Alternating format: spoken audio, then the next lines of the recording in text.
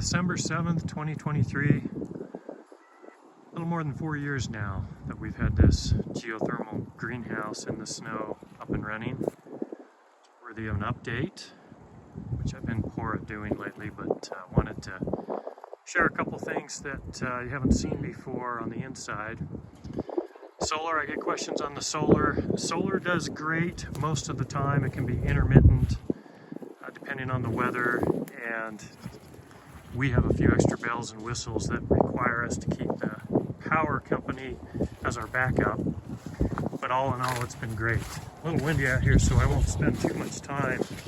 The back side or the north side of the greenhouse, we've had a lot of luck with raspberries and grapes, elderberries, strawberries, things like that. Full sun during the growing season here in Utah.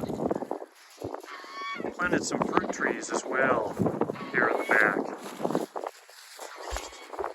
See, we use the solar little building as a shelter, that we have some material underneath, getting out of the wind.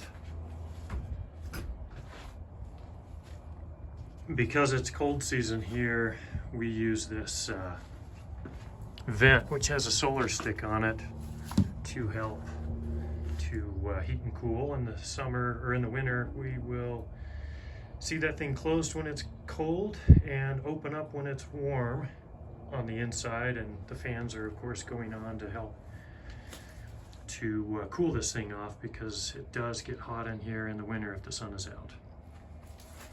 Here's the solar, where the batteries and the mechanics are.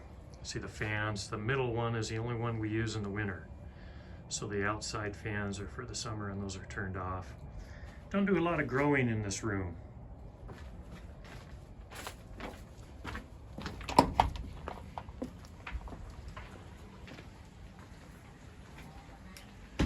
So one of the backup, when I mentioned the solar is a little bit sporadic or temperamental or doesn't work perfectly, there are two reasons why. We've got a backup heater in here. The geothermal by itself will keep this greenhouse above 40 in the winter, but we've got some sensitive tropicals and we want to stay above 50.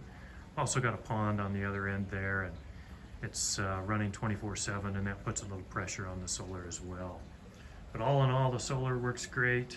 It's not perfect, but we've enjoyed having it. Citrus, figs. Got a lot of cool flowers from the dragon fruit, but no fruit yet. This is a newer grapefruit tree, so it's not very big. Still got some tomatoes, bananas, passion fruit vine we planted early on. What I love about this is we've allowed it to come over onto the window. So in the summer, we let it really grow over onto the window, kind of dapples the light, and really helps us cool this thing in the summer. So summers have become far easier as this greenhouse matures.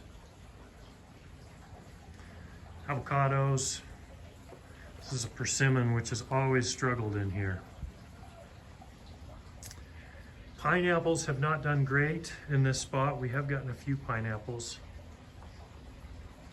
Figs absolutely kill it in here. There's always figs on these trees. Pomegranate. Citrus, we got trees starting to reach the ceiling in here. Some of these citrus trees that started out a foot tall. Got some sugar beets here in the winter.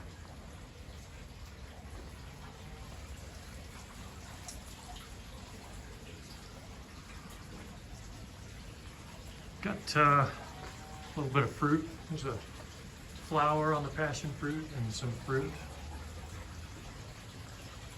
Kumquats.